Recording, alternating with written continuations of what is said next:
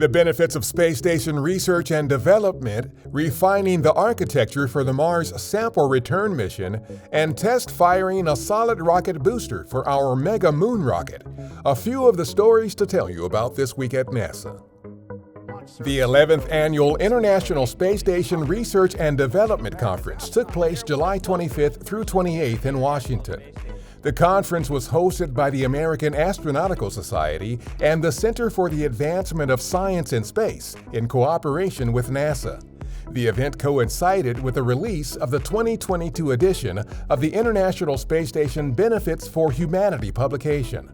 The digital book, which is available online, is filled with examples of how people on Earth have benefited from research conducted in the microgravity environment of the space station. For more about the groundbreaking discoveries, benefits for humanity, and how the agency and its commercial and international partners are maximizing research and development aboard the space station, check out nasa.gov/station-benefits. The Mars Sample Return Program is nearing completion of the conceptual design phase of the mission. The program has reviewed, evaluated, and refined the mission architecture that will be used to return the scientifically selected samples currently being collected on Mars by our Perseverance rover. Refinements to the mission architecture include using Perseverance to replace the Sample Fetch rover as the primary means of transporting the samples to our Sample Retrieval lander.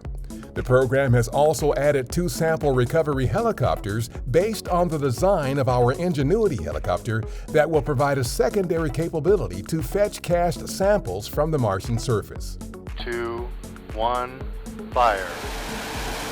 Teams from NASA's Space Launch System, or SLS program, recently test-fired a ground-based version of a booster engine for our SLS Mega Moon rocket at Northrop Grumman's test facility in Promontory, Utah.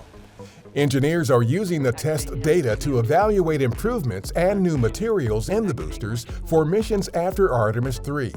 Together, 2 solid rocket boosters on SLS will provide more than 75% of the initial thrust during an Artemis launch. NASA's Volatiles Investigating Polar Exploration Rover, or VIPER prototype, recently faced the most realistic tests to date of its ability to navigate the most difficult terrain it might encounter at the Moon's South Pole. The VIPER team used the Simulated Lunar Operations, or SLOPE lab at our Glenn Research Center to create an assortment of tricky soil conditions. They also tested the prototype's ability to use its wheels to inchworm its way out of being stuck. VIPER is targeted for delivery to the Moon in November 2024 to search for water and other resources that could eventually be harvested to sustain human exploration on the Moon, Mars, and beyond. We participated in the Experimental Aircraft Association's AirVenture Oshkosh 2022 event. Our NASA pavilion included exhibits and hands-on demonstrations showcasing aviation-inspired technology and the latest in NASA aeronautics research, space exploration, science, and more. One of the goals of the annual event, which is often called the world's greatest aviation celebration, is to inspire the next generation of innovators. That's what's up this week at NASA.